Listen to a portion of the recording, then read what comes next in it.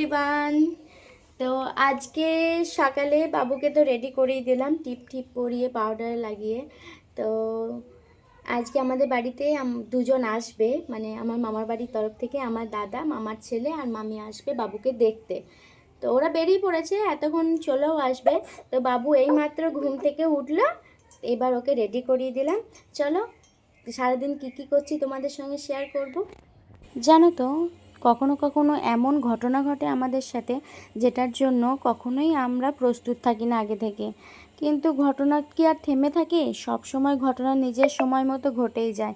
সময় তো কাউকে থামিয়ে রাখতে পারে না। তেমনই ঘটেছিল আজকে আমার মামির সাথে। মামি কত শখ করে আমার ছেলেকে দেখবে বলে এসেছিল, কিন্তু ভাগ্যক্রমে ভুলবশত রাস্তায় বাইক থেকে পড়ে গিয়ে মামির তো একদম নাজেহাল অবস্থা, হাত পা ছিঁড়ে মাথা ফুলে গেছে, তারপর পায়ে হাঁটুতে ঘষে লেগে গেছে। মানে উনি তো আসার পর থেকে একদমই উঠতে পারছে না, এমন অবস্থা। তারপর আবার ওষুধ টষুধ খেয়ে পেন কিলারের ইঞ্জেকশন নিয়ে তারপরে একটুখানি ঠিকঠাক হলো। আর এদিকে আমিও পড়ে যাচ্ছিলাম। তো জল খাবারের মুড়ি টুড়ি খাওয়ার পর মা যেহেতু অনেকটাই ব্যস্ত হয়ে পড়েছিল, তার জন্য ছিল কটা বাসন।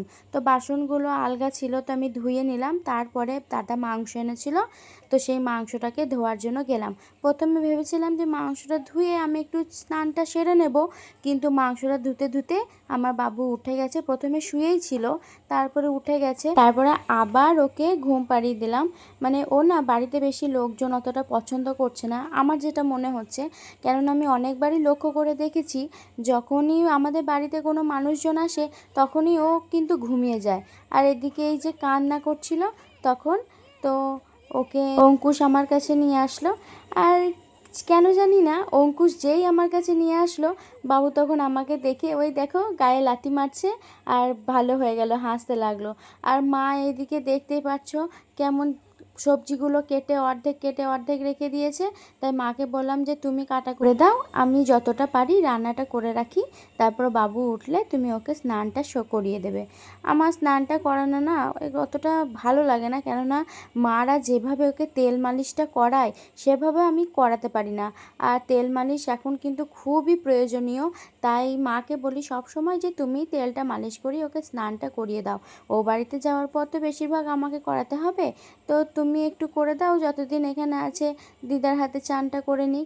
তো তারপরে আমি এইদিকে বেগুন ভাজাটা করে নিলাম আর এইদিকে মাংসটা বসিয়ে দিলাম। আর দেখতে পাচ্ছ কতটা ঘেমে গেছি। আসলে অনেকজনার তো খাবার রান্না হবে আজকে, তো গ্যাসের যেহেতু একটু সমস্যা দেখা দিয়েছে, তো মাকে বললাম বাড়িতে তো জ্বালানি অনেক আছে, তো উনুনেই রান্নাটা করে নেওয়া যাক। কিন্তু উনুনে রান্নাটা করলেই তো হবে না, এই এত রোদ যে কি বলবো। তারপরে রান্নাটা হয়ে যাওয়ার পরে বসে পড়েছিলাম খেতে। দাদা আর ছোট্ট একটু পরেই খাবারটা খেয়েছিল, আমি মামি আর সৌমি বসে পড়েছিলাম খেতে। তো এখানে পোস্তটা ভালো হয়নি, সেটা দেখেই বোঝা যাচ্ছে। খেতে টেস্ট হয়েছিল, কিন্তু অতটা দেখতে ভালো হয়নি। তো খাওয়া দাওয়া মামিরা থাকলো না, তো বাড়িই চলে গেল।